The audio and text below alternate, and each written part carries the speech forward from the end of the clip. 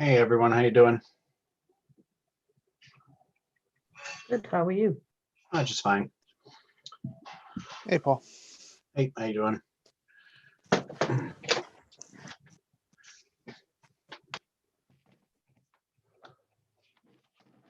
So I'm going to go ahead and mute my microphone, but I believe Jack, I'll be here with you all, and I believe Jack, hey, do you want to go ahead and share again?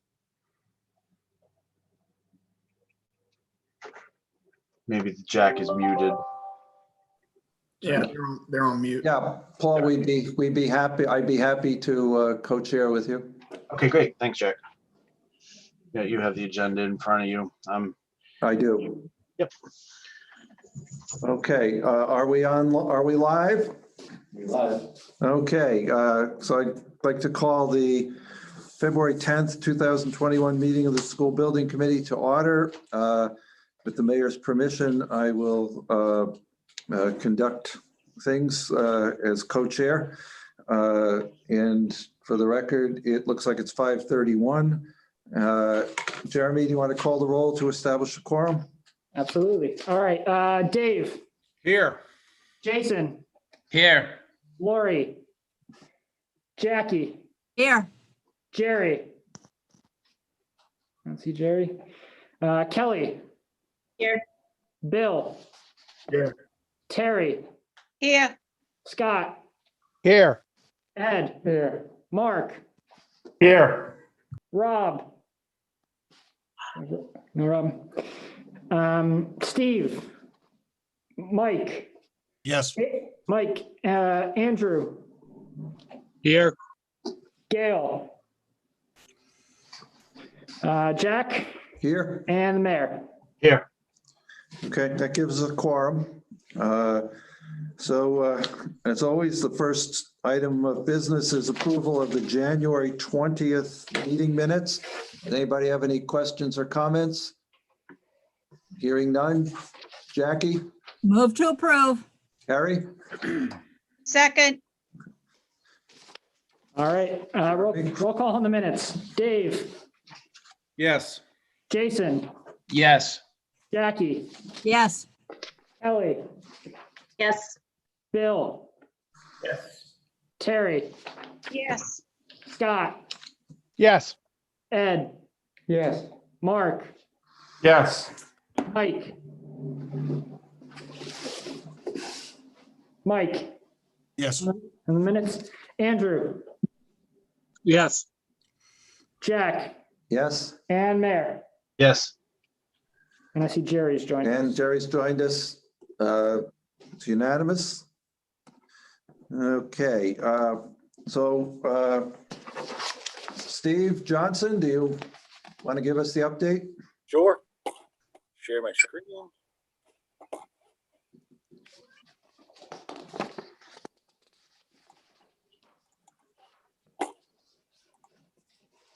Start here. So everyone can see that okay.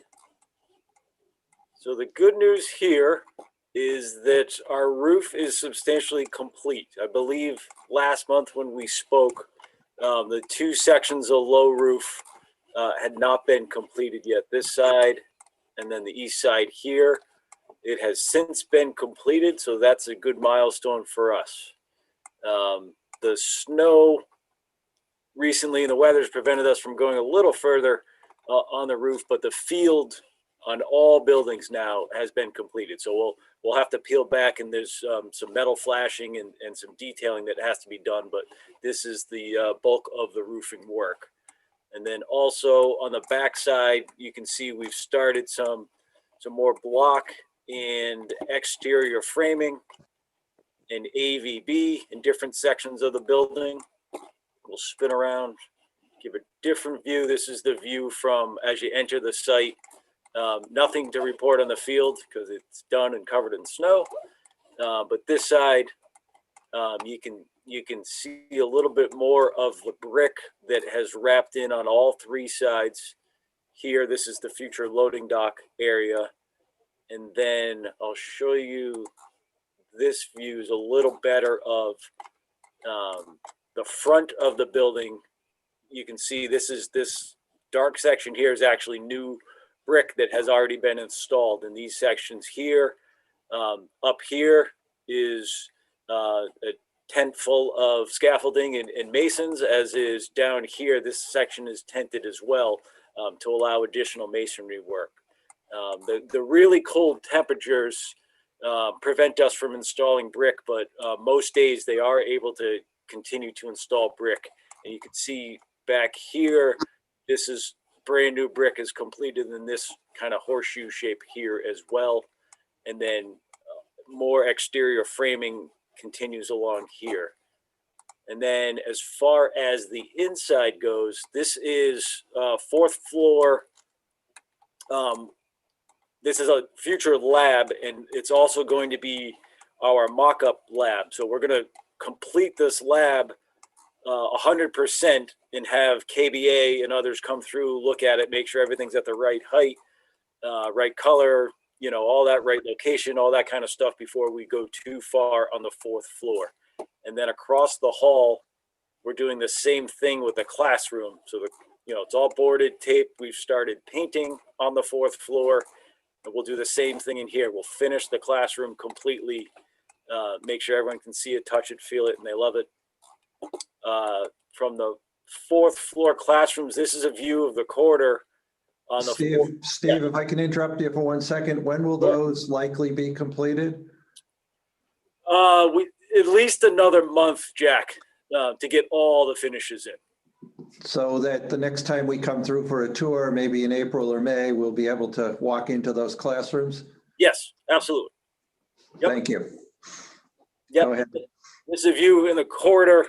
Lots of the drywall has continued here in the corridor. Prepping for the lower half of what you see here gets a tile on the wall. The upper half gets a paint.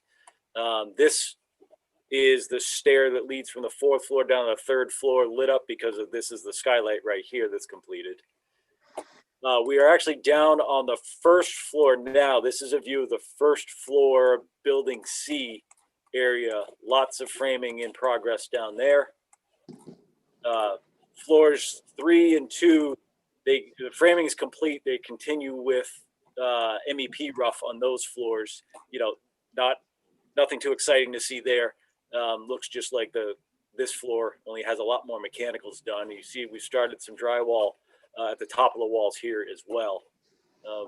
Other progress, this is a view from the top of the monumental stair, just looking back towards the future cafeteria.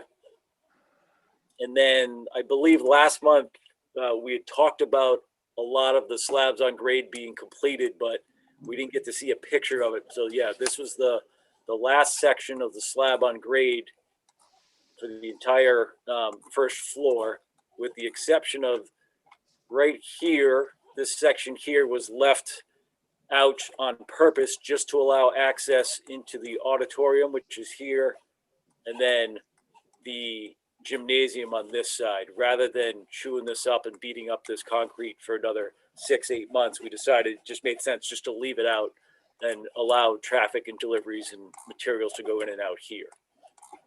Other than that, a lot of work is taking place.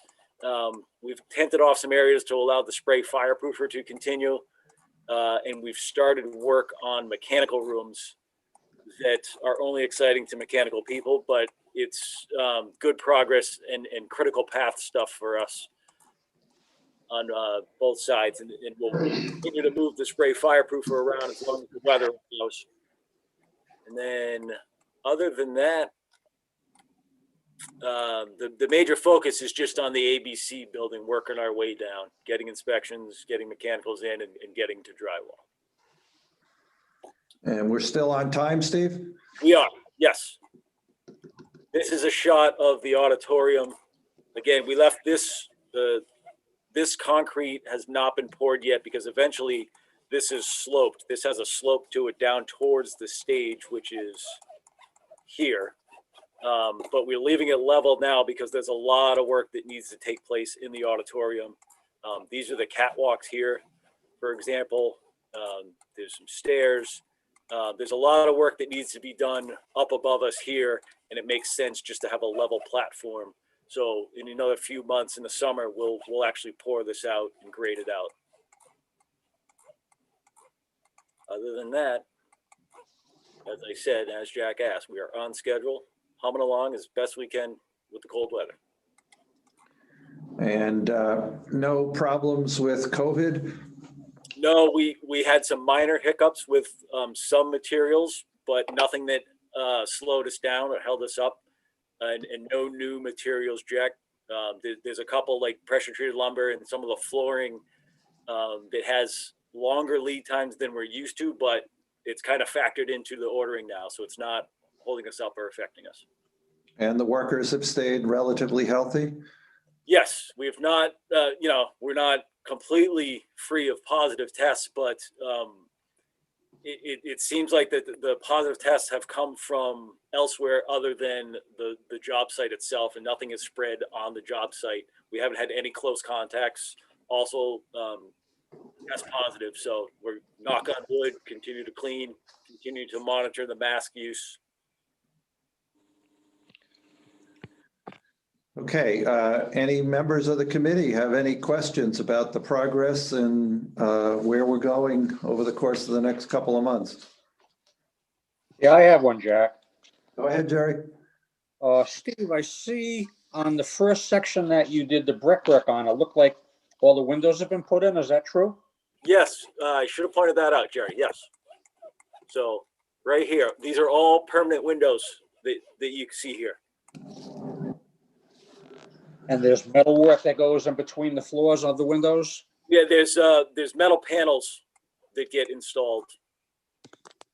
That work will start mid to late March. Okay. All right. Thank you. Yeah, and then on the front side, we've started curtain wall framing, which I'll see if we can see any of that. But yeah, good point, Jerry. That the curtain wall framing is continuing.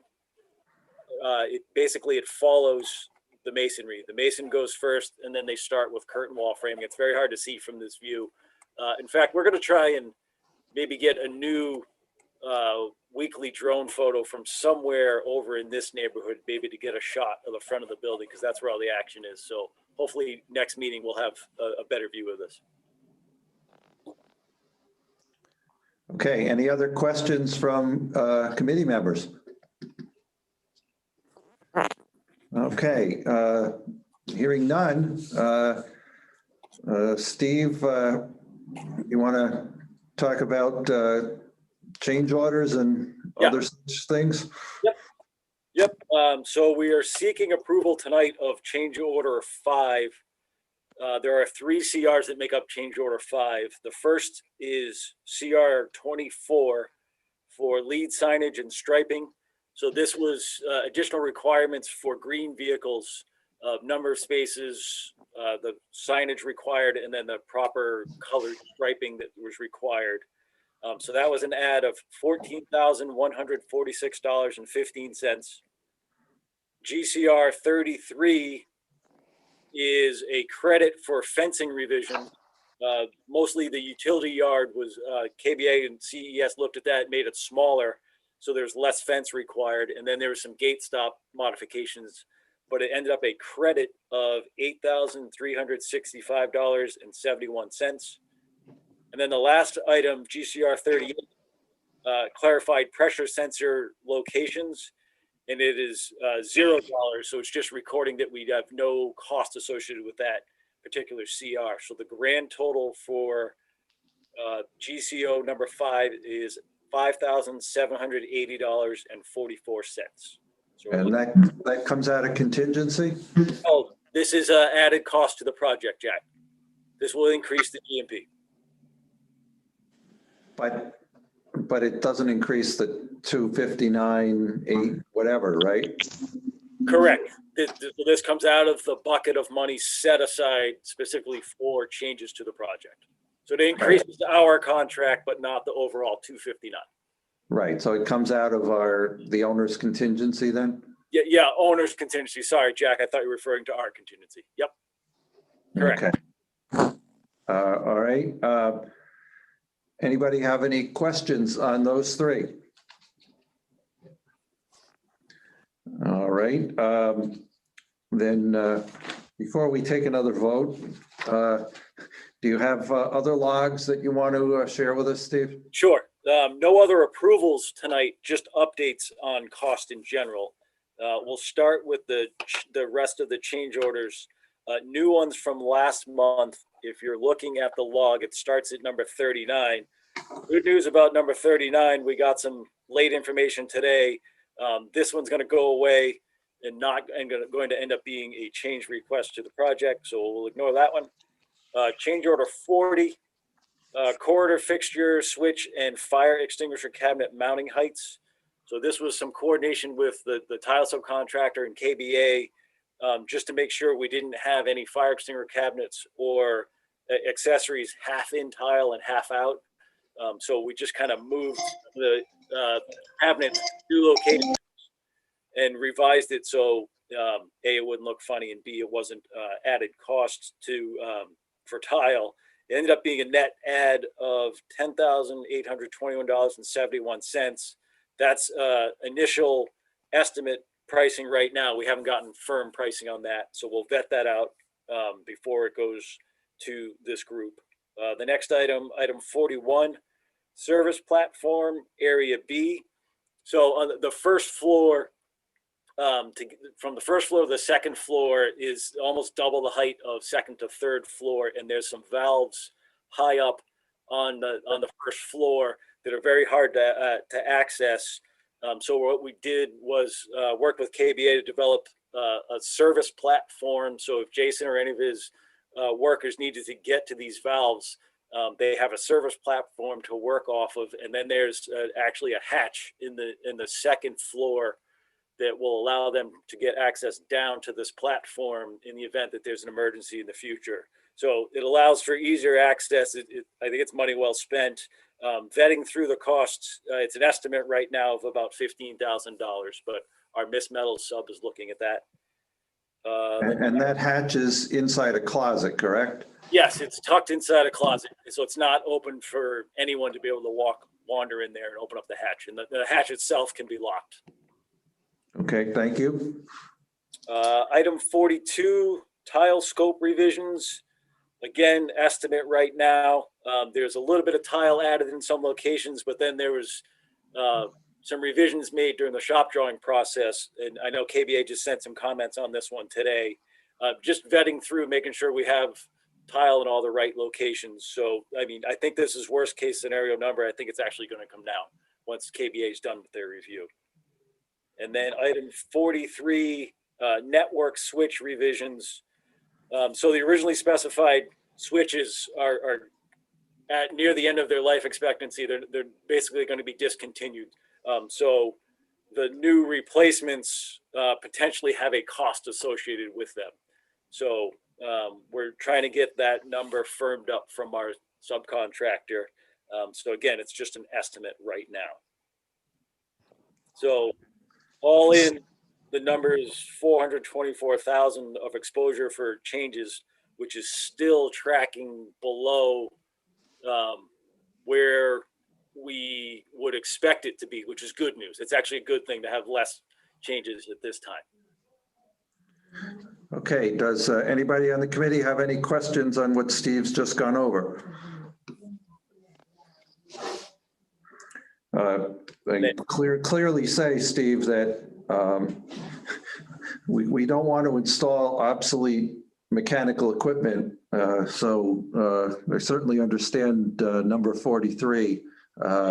We're fixing things in the library right now that were obsolete when we installed them in 1993. So hopefully we've learned that lesson. Yes. And then there's two contingency items that are new to the log. Just real brief. Number 14, GCT 014, Area E, high canopy revisions and cap installation. So this is actually more than just the high canopy. It's B&E building.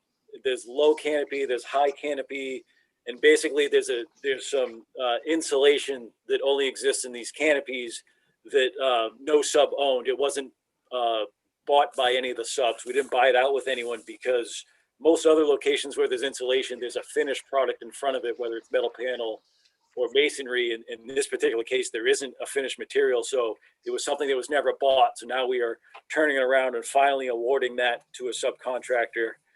That cost is somewhere in the 71,000 range. And then the next item, GCT 015, through wall flashing height coordination at area D and F roofs. So that's the horseshoe shaped areas, the lower roofs. Kind of a coordination issue in the field with the roofing subcontractor and the masonry subcontractor. It was a sequence, out of sequence item that we kind of looked at and affected the height of the insulation, roof insulation versus the height of the flashing in the masonry.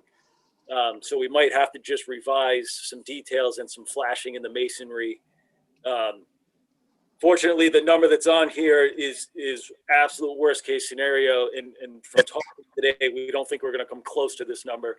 We think we have a resolution that all the subs and Sarnafil, the roof manufacturer, everyone's going to be happy with. So it maintains all the warranties.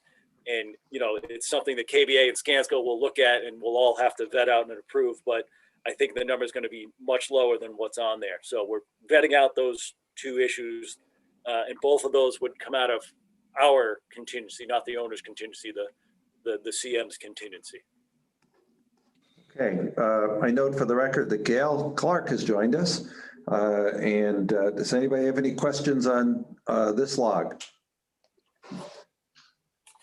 Hearing none.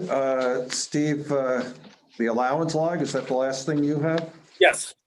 So the changes on the allowance log are we closed out some of the allowances related to concrete and winter concrete. And the good news is by combining a few different related allowances, we are under what we had budgeted and so still have some left over in case there are some additional pads or minor concrete related items between now and the end of the project. So that's good news that projected where we thought it would.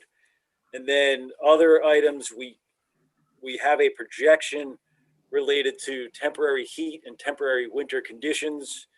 And we think there's good news there. We're tapping into potentially the little bit of money we had set aside for next year's winter heat. But we don't think it's a huge exposure because just we're going to be so much tighter next year and we're going to be utilizing the building system. So we don't need as much money. So if we have to borrow a couple of bucks from that, we don't think it's a bad thing. And then also we kind of went worst case scenario with April. So if temperatures cooperate in April, that's less fuel that we're using for temp heat and more money that we're saving. So we continue to work with the weather and the building system. And when it's really cold, we do, unfortunately, on weekends, we have to keep it going 24/7 because if we wait and turn everything on in the morning, it'll be 1, 2 o'clock before everything gets up to temperature and we'll waste the day. But on days during the week when we're looking at the weather and the weather cooperates, we'll throttle it down so we're not just spending a lot of money wasting fuel. So overall, that's projecting well also, and all the others continue to be in line, or we just haven't tapped into or started the scope related to it.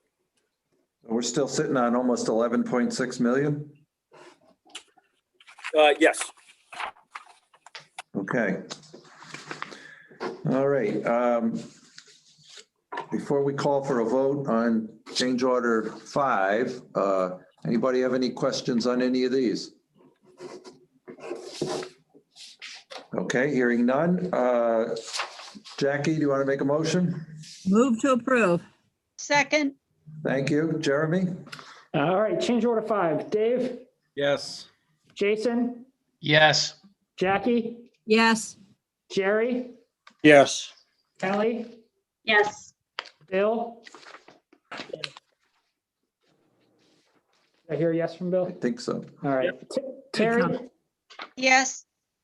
Scott, Yes. Ed, Yes.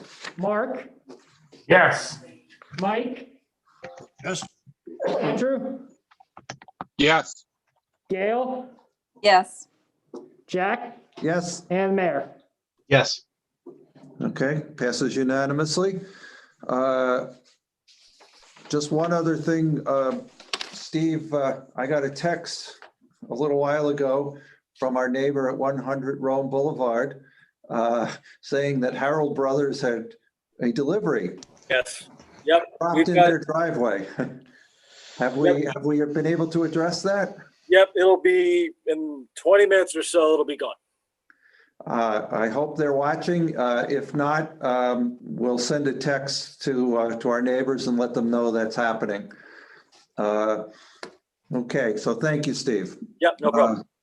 All right, I think Craig Olson needs to address us on a couple of potential changes. Craig? Yep. Take it away. All right. Hello, everybody. How you doing? We wanted to talk to you on a couple items that have come up through the process, and these happen. Some of them are changes that we observed through shop drawings that in mature reflection, we think it should be installed a different way than what we have. An example of that is currently, if we're looking at those collaboration classrooms that are on the second floor, if people remember what I'm talking about, I will bring this, sorry, I'm not even sharing my screen. Give me 1 second.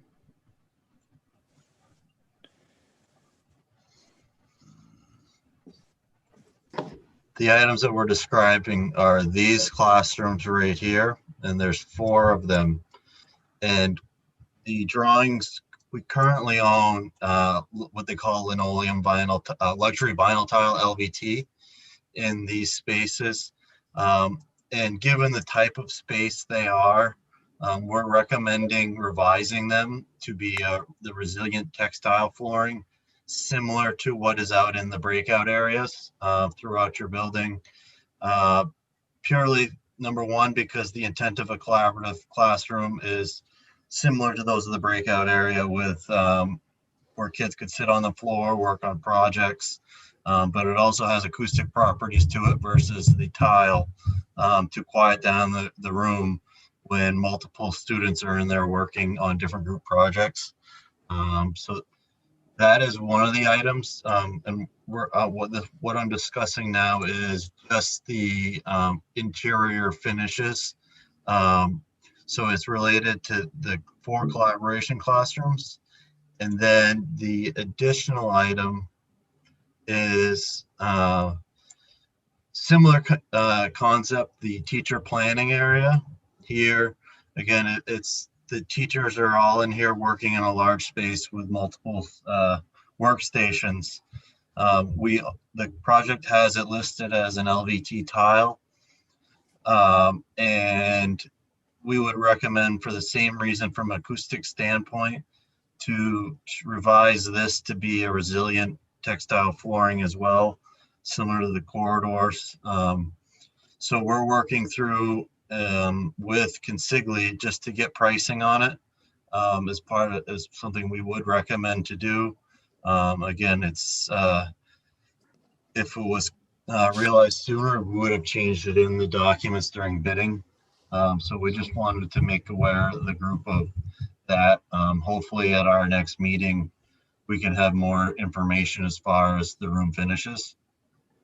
I think you should just talk a little about what the resilient textile flooring is, Craig. It's a carpet-like product, but it is extremely durable, easy to clean, which is the reason that it's in the corridors, and that would make it so that these areas would also be very durable and easy to clean. It's not a finicky finish on the floor. Correct. When we were in design, Mark Furtado didn't believe us, so we let him make a mess of the carpet, and I'd like to claim victory on that one.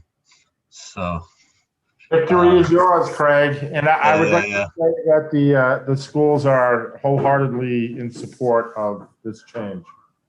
And so yeah, this carpet, it looks like carpet, but and it functions like carpet.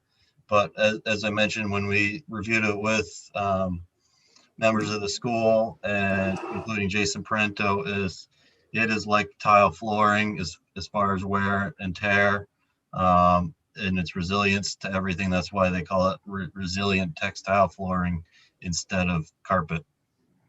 And Craig, if I remember right, when we used to meet in person, we actually had a sample of this and we poured some water on it during one of our meetings. Isn't that correct?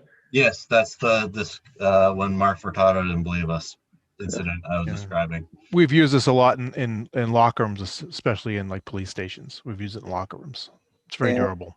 And Jason and Bill and Dave, you echo what Mark had to say, that the school department is in favor of this change? I think it's a great product. I agree. Yes, definitely. I'm on board. Okay, thank you.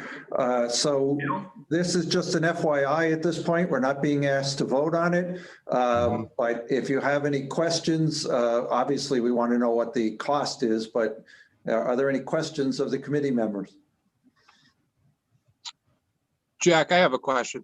Would there be, so there will be a credit for the original type flooring that was going to go in? Yes. Okay. So we're requesting a expected to credit be- for the LVT and then a cost for the resilient textile flooring. There's a differential cost between the two products. Is there a differential cost in the labor? There should not be, but we'll have to work with the contractors on what their opinion on it is. Any other questions from committee members? Okay, then Craig, you want to move on to the outdoor classroom? Sure. So people, to get people oriented, one item that we're actually working with Contingency on, again, as a potential added value item, is an outdoor classroom. It's more commonplace these days, in a standpoint of allowing teachers in good weather to go out and bring their classroom outside as just a change of scenery. And so we explored how we can take what we already have in the project and create a scenario like this. So we've put together a package that we're working with Consigli on to, again, make sure we review and understand. And the intent with this is that it would either be a no cost change or a minimal cost change, and something that we will discuss with the committee next month. But right now we just don't have pricing that is agreed upon for it. But we did want to just kind of give everybody an overview of it. So people might recognize this building here, and the road we're standing on top of is Rathbun-Muller Drive, just to kind of give you a reference point. So this parking lot over here is the area for people to park that are going to be visiting the mall area. And so just to kind of give you a point of reference. So if I got down here, and so we're standing here, and you can see this would be the outdoor classroom. It's along the walkway to the mall area. As you can see, this is the sidewalk to the mall area. And the intent is that the students could come out of this stair during the school day to access this space. And as you could tell, if I'm looking at it, you have a natural hill that is built into as part of the original design. And we're looking to create these seating elements along the plaza along this to create that outdoor learning environment. We've got shading, and we've got the plantings to create a barrier from the entry area. We see it as a positive both from a learning environment standpoint, but as well as because it's along the walk to the mall area, that it could be a potential gathering spot for just the community when they're visiting the school. And there was a question asked at the meeting this morning. Do we have some anti-skateboarding measures we can take here? Yes, we are. The project at the low walls we have a anti-skate aluminum trim piece that gets epoxied into the lips as a deterrent. From that deterrent, meaning they wouldn't be able to do it. I guess one thing that strikes me sitting here is that if I was going to the bank or the Blue Pride Bistro, would I somehow be walking through a class that's being taught? It could, yes, there's a potential for that. Would it be wise if we went forward with this to put an additional walkway behind the teacher so that the people didn't have to walk through there? We could do that, yes. It just would strike me that I would be awfully hesitant to walk through it in front of the teacher and wave to the class. And so from the educational standpoint, any of the educators on with us, are you on board with this idea? I met with Craig about it last week, and we made some minor modifications, and I think it's definitely an asset. I agree. This will be a very nice space. I appreciate Bill taking the time to get me up to speed on this, and I agree with his assessment. Okay. Anybody have any questions on this? Obviously, other than the cost. Go ahead, Scott. Yeah, I do. So on the one hand, I love the concept, especially given what we're dealing with today. I mean, having a few outdoor breakout sessions, while we are dealing with the pandemic would probably, be a benefit, just thinking of it in that small vacuum. The concern that I would have is just from a safety standpoint, just because it seems like this area would be a little bit more exposed to where the public would come. Would that be a concern for, Bill or for Dave? I mean, is there other potential areas to maybe have, outdoor sessions, or was it just looking at this particular space and thinking it was ideal for it?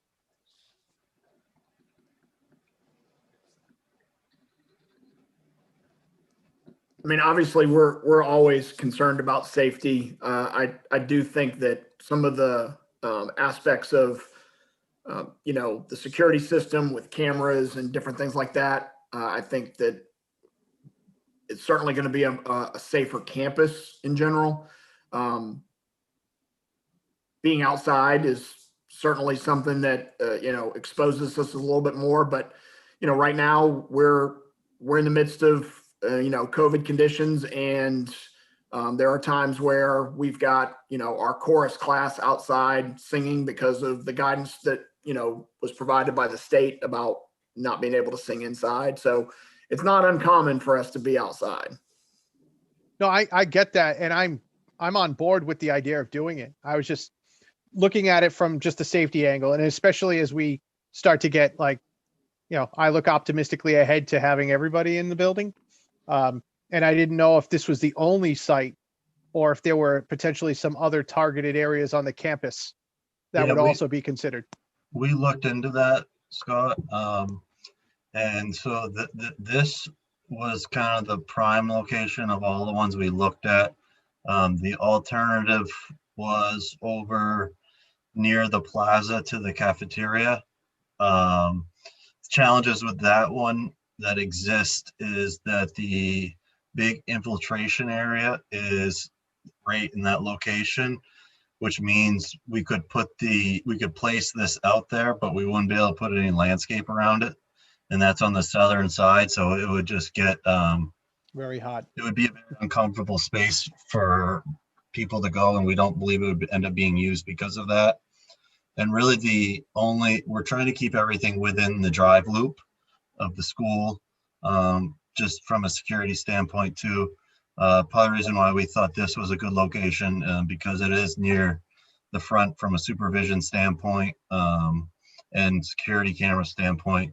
The other location that really was on the table for discussion was over near automotive. There's the green space over there. but again, that is a very far distance from the academic core. So again, we don't believe it would really be utilized because of the sheer travel distance. If you mention about the berm in the back of this, Craig, that kind of conceals the view from the street and from the parking lot. Yeah. So if I came over here, and you can see the berm there. And so say I'm here and someone's driving in, you can see how it's protected by this berm, but you can hardly see over there. There's also planting in that area that isn't shown on the model yet. Yeah. Yeah. That helps us segregate it visually from the parking area and the driving lane. No, I appreciate doing the kind of, doing the visual here to kind of look at it from all the angles. And, clearly there's ways into the building, in and out for the students only. So it's, I think the pros far outweigh the cons. I always look at things from a safety aspect. So that was just kind of one of the challenges that I thought we might have to address. But overall, I think it's a great concept. And Craig, if I remember right from this morning, there's a stairway not too far from there that would allow the class to come out. Yep. Whoops. One of the main stairs to the building is right around the corner from here. And you'll see this door that come around. There's a door right here that comes out, and this connects all 4 floors of the academics. Okay, thanks. If we do this, we certainly want to make sure that it's convenient enough to actually be used. Yep. Anybody else have any other questions or comments on this concept? Yeah, I've got one. Yeah, Jack. just go ahead, Jerry. Yeah. Yeah, I was going to say the same concern as you had said, Jack. I think it's going to be a major disruption to the class holding class there if there's people going back and forth through the area going to the business part of the school. Can that be pushed back into towards Rathbun Will a little bit more and have a separate walkway? Yeah, we could look into that. I think it's just going to be a huge distraction if there's people walking through there all the time. Yeah. Dave McKinley says yes, it can, and we'll look into that. Okay. Good job. Thank you. Did someone else have a question or comment? Yeah, Jack, mine was in line with Jerry, just it being a distraction of being an outdoor classroom and having people coming and going. Would it make sense to rotate it so that the instructor would be facing the school and the class would be facing the street? Part of what the orientation that we did, Andrew, is because then the teacher is looking out at people coming onto the site, again, from a supervision, instead of having their back to the entry area. They're looking at it just from a supervision standpoint. Okay, that's fair. But I think having a separate pathway for the visitors, because we would expect people to come to cosmetology, to the bank, to graphic arts, probably Blue Pride only at lunchtime, but I would expect the other ones would have a stream of people coming during the day, wouldn't they? Jack, it's our vision to have expanded hours on the bistro, like, even potentially somebody dropping their car off in the morning for an oil change could come over and get a cup of coffee or something like that. Great. The more use, the better. Anybody else have any questions or comments? Yeah, Jack, I have a couple of questions. Go ahead, Mike. So number one, is this an MSBA reimbursable expense when we're adding on to this? No, it would not be, to answer that question, which is why we're looking at, there would be, if we would even recommend it, this is again, just an exploration right now. If it was a significant cost or that we probably would not recommend doing it. I mean, there is added value to it, but it's up to your decision on whether you want to do it now You obviously, this could be tabled towards the end of the project if you want to. There's all kinds of options for it, but the intent of us doing this is to have minimal to no cost to the project. All right, Craig. And second question, I thought it was my understanding that all the drainage has been done in this area out on the ground. Has all the drainage been completed in this area? Steve, you'd have to, that there isn't any drainage specific to where we are right with this. There was already an existing sidewalk, and part of that the reason that this berm was here is to shed the water towards the drainage. Okay, that kind of answered my question, because if the drainage was already installed and all of a sudden you're putting an earthen berm, it's going to direct the water into a No, different. yeah, the original design had that berm in it anyways. We were just using it to the benefit. Okay, thanks, Craig. Yep. Any other questions or comments? This is Mary Ann. I would like to comment here. I understand the questions and concerns, and we'll talk about this later when we get to the PFA bid amendment, but the MSBA reimburses up to $333 per square foot, and anything above that is 100% cost to the district. So if you look at the contingencies that are carried below the line, there is money in the owner's contingency and the owner's construction contingency. We certainly wouldn't be on board recommending proceeding with something like this if we didn't think the project could support it. There's also a lot of schools out there and other projects I've worked on where these are important flexible spaces being outdoors and really enhances the learning experience. And a lot of studies about how important it is for students to be able to go outside, get fresh air, things like that. So you're actually maximizing your investment by utilizing more outdoor space. So that's my only comment about this particular proposed change. And obviously, there's a sliding scale of numbers. If this was $100,000, I think we'd probably turn it down pretty quickly. If it was $1,000, I think it'd be easy to decide. And so I guess the question for this group will be, where do we cross the line between those two numbers? Then we could talk about that when we actually have our better numbers from Contigli. But we thought it was important to brief the committee on this concept, get any feedback, and then next month or the month after, whenever we have some better numbers and maybe some altered design, we can take this up again. Thank you, Craig. I'm surprised we didn't get any comments, but Bill is going to be upgrading his blue his white Blazer to be the new Tesla truck. Just as long as it's not a white Bronco. Yeah. Okay, thank you. Anything else to add from KBA? I do not have anything additional. And Joe, you're all set? I guess so. He's muted. Skanska, we have two things I know. We have the monthly budget summary that Anjanette talks about, and we have the project funding agreement bid amendment. Who wants to go first? Anjanette should go first to review the numbers. I'll go first. Let me share my screen so I can give you guys view here. Can you guys see that? Yep. Okay.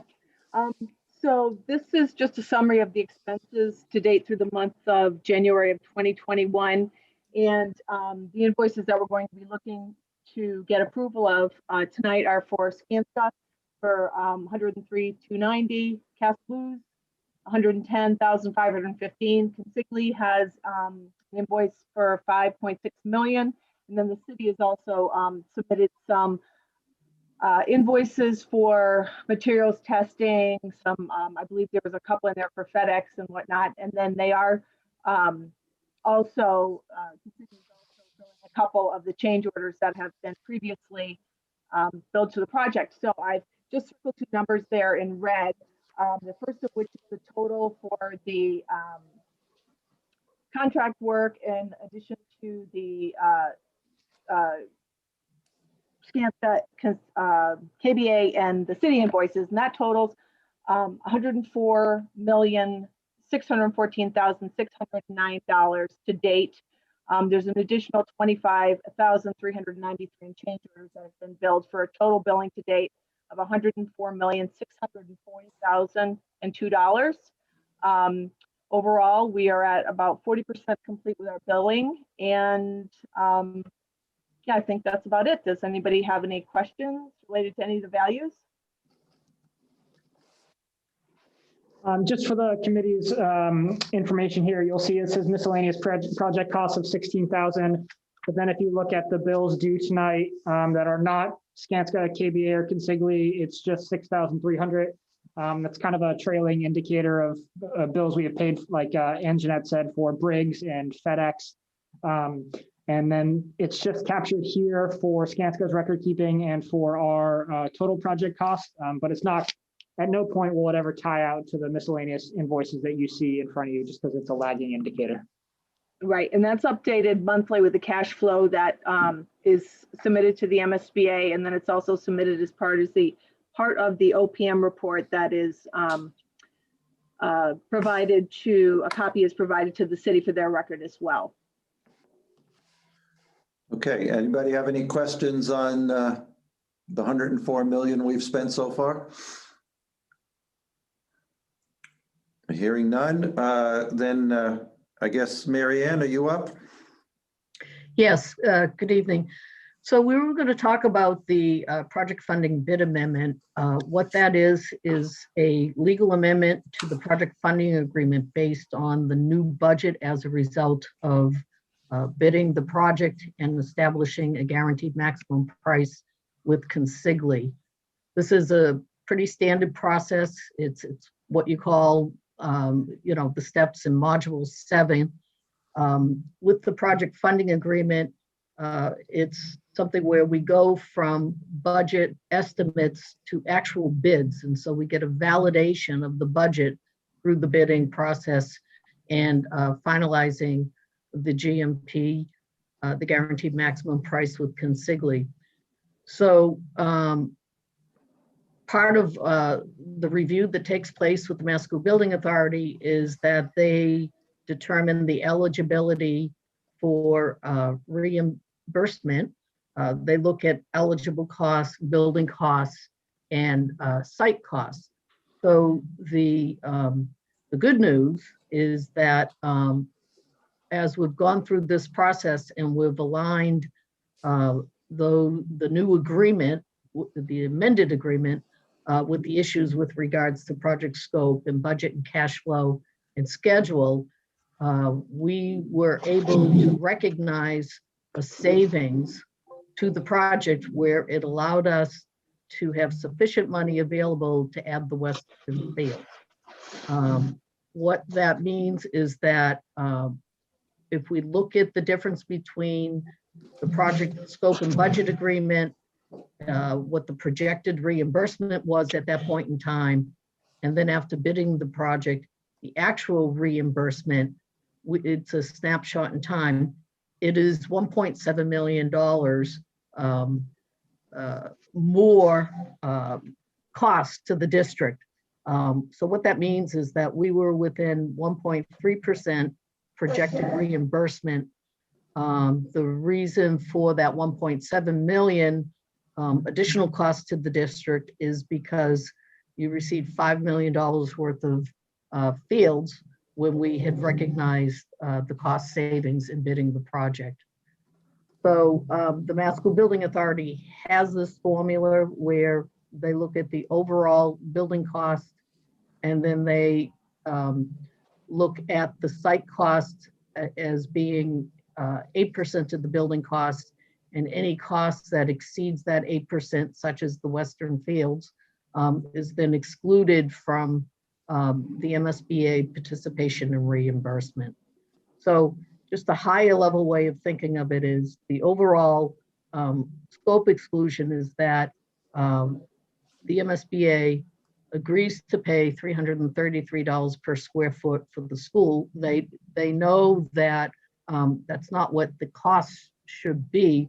It's their level of participation and reimbursement. So that was kind of a long-winded answer, but I think it's really good news that we came in under budget and that we were able to add something that was not part of the original scope, which was the Western Fields, and still remain within budget. So as Mark Tato said this morning, we got $5 million worth of fields for $1.7 million. Is that the bottom line, Marianne? That is one way of looking at it, yes. Yes. Okay, so we need to recommend that the mayor execute the project funding agreement bid amendment. Is that what we have to do, Marianne? Yes, we recommend that you do that. I think that we're in a very good place with the budget, and this is the next step in proceeding with the project with the Mass School Building Authority. Okay, does anybody have any questions before we take a motion? I have a quick question. Sure. Is that $269 million, is that also inclusive of the Western Fields or no? The Western Fields is included in the 259 million.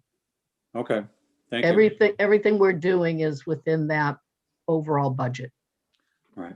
Jerry, the 259,918,180, 259,918,180 has never changed. Yeah, okay. All right, that answered my question. I'm all set. Thank you. Okay, great. Anybody have any other questions or comments? Hearing none, then Jackie, a motion is in order to recommend to the mayor that the city execute this project funding agreement bid amendment. Move to approve. Second. Thank you. Jeremy? Discussion? All right. Dave? Yes. Jason? Yes. Jackie? Yes. Jerry? Yes. Kelly? Yes. And I believe Bill left. Terry? Yes. Scott? Yes. Ed? Yes. Mark? Yes. Mike? Yes. Andrew? Yes. Gail? Yes. Jack? Yes. And Mayor, do you recommend to the mayor to sign? Sure. Yes. Okay, so that passed unanimously. So I think the next thing we need to do is pay the bills. And as we always do, unless there's an objection, there would be a motion to pay them as a group. And we understand that they've all been recommended by the appropriate parties, Skanska, Castle Blues, and Jeremy, right? Correct. So is there a motion? So moved. Second. Is there any discussion? Hearing none. Jeremy? All right, Dave? Dave, are you still there? Yes. Jason? Yes. Jackie? Yes. Jerry? Yes. Kelly? Yes. Terry? Yes. Scott? Yes. Ed? Yes. Mark? Yes. Mike? Yes. Andrew? Yes. Gail? Yes. Jack? Yes. And the mayor? Yes. Okay, so that's passed unanimously. Just for your schedules, our next meeting is March 10th, and the meeting after that is April 14th. Spring will be arriving. That's good. Does anybody have anything else they want to bring up tonight before we take a motion to adjourn? Jack, update on the packages. They've been removed. They're on our site now. Thank you. I think our neighbor is very happy to hear that. Actually, I think there is one thing I do want to bring up just to quickly. It's just an FYI. If you remember, I was reminded of this because of our neighbors. We have some excess land because of the new traffic circle that's in front of 4 of our neighbors, 99 and 100, and I'm not sure what the other addresses are, but 2 on the west side of Rome Boulevard, 2 on the east side. The plans for the abandonment of that so that we can give those grass strips to the neighbors so they'll mow them and Mike doesn't have to, which I'm sure Mike appreciates, has been filed with the city. And as I understand it, the mayor will be sending that down to the council for a joint public hearing with the planning board, perhaps at his next communication. Yeah, the mayor signed it this morning, and then I'm putting something together for the communication this week. Yes, so thank you, Steve. So you can't see it but with the snow, but there is the area there in front of 100 and there in front of 99 and the property immediately to the left of it. And so we assume that the council will approve the abandonment of that as part of the public way, and then we can convey it to the homeowners for $1 so that they will take care of it for us. So it's just an FYI for the group. And thank you, Joe, for following through on that. You're welcome. So other than that, is there anything anybody has before we adjourn? I hear nothing, so a motion is in order to adjourn at 6:31. Move to adjourn. Second. Jeremy? Dave? Yes. Jason? He left already. Jason left. Jackie? Yes. Jerry? Yes. Kelly? Yes. Terry? Yes. You still there? Yeah. Scott? Yes. Ed? Yes. Mark? Mike? Yes. Andrew?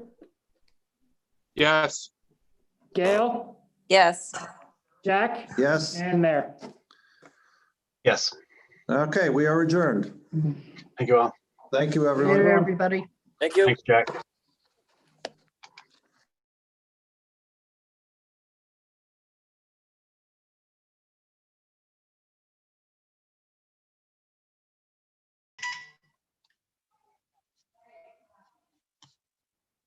Good night.